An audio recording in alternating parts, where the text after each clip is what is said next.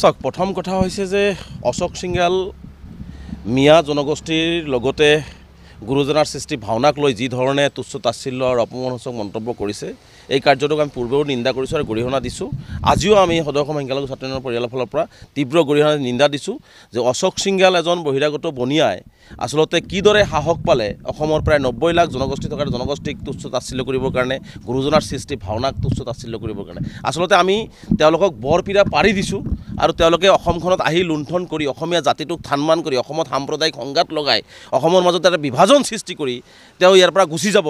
গতিকে এই কথাটো আমি কেতিয়াও সহজভাৱে মানি নলওঁ, যাৰ কাৰণে আজি আমি ৰাজ্যপালক আমি স্মাৰক পত্ৰ প্ৰদান কৰিছোঁ। ৰাজ্যপালৰ জৰিয়তে আমি তেওঁৰ মন্ত্ৰী সভাৰ পৰা তেওঁক কৰ্তন কৰাৰ দাবী উত্থাপন কৰিছোঁ, কাৰণ মুখ্যমন্ত্ৰী ডাঙৰীয়া তেওঁক মন্ত্ৰী সভাৰ পৰা কৰ্তন কৰাৰ সাহস নাই।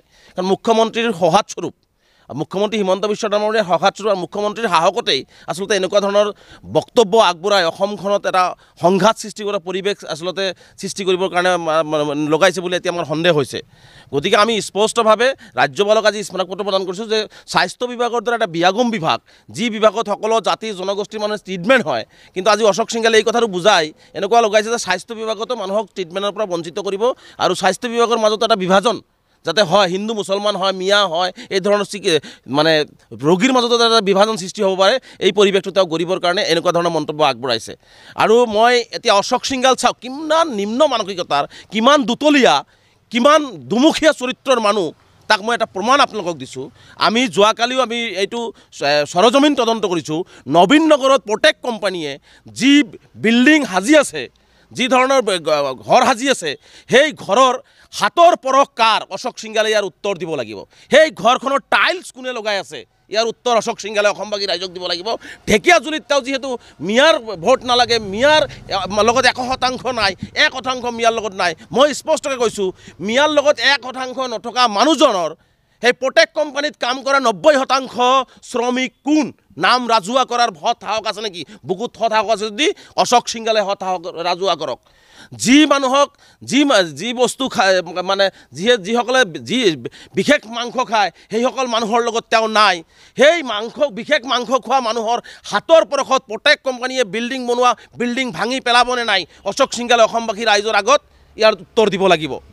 গতিকে আমি সেইকাৰণে কৈছোঁ যে এইটো এটা দুতলীয়া দুমুখীয়া চৰিত্ৰৰ সাম্প্ৰদায়িক বিষবাস্প পৰা অসম বিৰোধী, অসমীয়া জাতি বিৰোধী, অসমৰ সভ্যতা সংস্কৃতিৰ বিৰোধী এজন মানুহক এনেকুৱা বৰপীৰা পাৰি দি আজি আমি অসমখন ধ্বংসৰ পথলৈ লৈ গৈ আছোঁ। গতিকে অসমবাসী ৰাইজে সজাগ হ'ব লাগে, অসমবাসী ৰাইজে সচেতন হ'ব লাগে আৰু এই ধৰণৰ মানুহক অসমৰ ৰাজনৈতিক জীৱনৰ পৰা, সামাজিক জীৱনৰ পৰা বয়কট কৰিব লাগে। আৰু এটা উদাহৰণ আপোনালোকক দিছোঁ, অশোক সিংগাল যদি ইমানেই মিয়া বিদ্বেষী, মিয়াটো তেওঁৰ লগত নাই, তেওঁক দৰকাৰ নাই, অশোক সিংগালক মিয়াৰ দৰকাৰ নাই, অশোক সিংগালৰ চাৰ্টিফিকেটৰ দৰকাৰ নাই, অশোক সিংগালক মিয়াৰো প্ৰয়োজন নাই। মিয়াই কেতিয়াও অশোক সিংগালক নিবিচাৰে।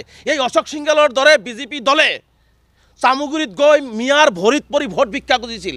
যদি সাহস আছে, মিয়াৰ ভোট নালাগে, মিয়া অঞ্চলত প্ৰাৰ্থিত্ব নিদিওঁ, মিয়া অঞ্চলত কেম্পিং নকৰোঁ, বিজেপি নাযাওঁ, এই কথাটো স্পষ্ট কৰি ৰাজহুৱা কৰাৰ বহুত সাহস আছে যদি বিজেপি দল আৰু অশোক সিংগালে ঘোষণা কৰক।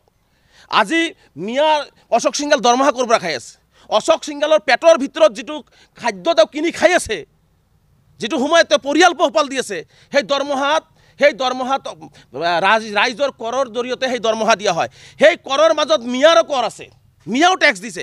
মিয়াৰ টেক্সত নিজৰ পৰিয়াল নিজে পোহপাল চলি আছে আৰু মিয়াক তেওঁ তুচ্ছ তাচ্ছিল্য কৰিছে। গতিকে এই ধৰণৰ দুমুখীয়া চৰিত্ৰ আমি অসমবাসী ৰাইজৰ আগত অৱগত কৰিলোঁ। গতিকে এনেকুৱা ধৰণৰ বিষাক্ত, এনেকুৱা ধৰণৰ দুমুখীয়া চৰিত্ৰৰ সাম্প্ৰদায়িক বিষবস্প পৰা মানে ৰাজনৈতিক নেতাৰ পৰা আঁতৰত থাকিবৰ কাৰণে অসমবাসী ৰাইজক আমি আহ্বান জনাইছোঁ। আজি গুৰুজনাৰ সৃষ্টি ভাওনাক আজি অপমান কৰিলে, আজি প্ৰেছ ক্লাবে বাৰে বাৰে দাবী উত্থাপন কৰাৰ পিছত আজি চাওক কিমান স্পৰ্ধা। প্ৰেছ ক্লাবৰ সেই সাংবাদিক ভাইসকলে, সেই সাংবাদিক বন্ধুসকলে আজি সঁচা কথাটো উত্থাপন কৰাৰ কাৰণে সাংবাদিক বন্ধুসকলক আজি তেওঁলোকে ভাবুকি প্ৰদান কৰিলে যে সাংবাদিকৰ বিৰুদ্ধে ব্যৱস্থা গ্ৰহণ কৰা হ'ব। আজি অসমীয়া যুৱকে আজি ভাওনাৰ প্ৰতি আমাৰ আধ্যাত্মিক যিটো চেতনা ভাৱধাৰা, সেই ভাৱধাৰাৰ কথাটোত যেতিয়া অপমান কৰা হৈছে, তেতিয়া সাংবাদিক বন্ধুসকলে অসমীয়া যুৱক হিচাপে তেওঁলোকে কথাখিনি উত্থাপন কৰাৰ কাৰণে তেওঁলোকক ওলোটাই ব্লেম দিয়া হৈছে। আজি প্ৰেছ ক্লাবেও কিন্তু তেওঁলোকক কথাটো আজিও আকৌ দৃঢ়তাৰে প্ৰকাশ কৰিছে যে অশোক সিংগালে মাফ খুজিব লাগে। তেওঁক অসমবাসী ৰাইজে বিবেচনা কৰক। যিজন ব্যক্তিয়ে প্ৰেছ ক্লাবৰ সভাপতিক মিছলীয়া ক'ব পাৰে, যিজন ব্যক্তি অসমীয়া যুৱকৰ সন্মুখত গুৰুজনাক সৃষ্টিক অপমান কৰি তাৰ পিছতো তেওঁ মিছাৰ আশ্ৰয় ল'ব পাৰে, তেনেহ'লে এই ধৰণৰ ব্যক্তিক কিয় মুখ্যমন্ত্ৰীয়ে প্ৰশ্ৰয় দিছে সেই কথাটি আমি হাতৰ হৈ ৰ'ল, যাৰ কাৰণে আমি ৰাজ্যপালৰ হস্তক্ষেপ বিচাৰিছোঁ। ৰাজ্যপালক এইজন মন্ত্ৰীৰ আচলতে আনফিট মন্ত্ৰীক যোগ্যতা নাই, তেওঁৰ যোগ্যতাহীন মন্ত্ৰী এজন, তেওঁৰ এই মন্ত্ৰী থকাৰ যোগ্যতা নাই, নৈতিক অধিকাৰ হেৰুৱাই পেলাইছে। গতিকে এই মন্ত্ৰিত্বৰ পৰা কৰ্তন কৰি তেওঁক অপহৰণ কৰাৰ দাবীৰে আমি আজি ৰাজ্যপালক স্মাৰক পত্ৰ প্ৰদান কৰিছোঁ।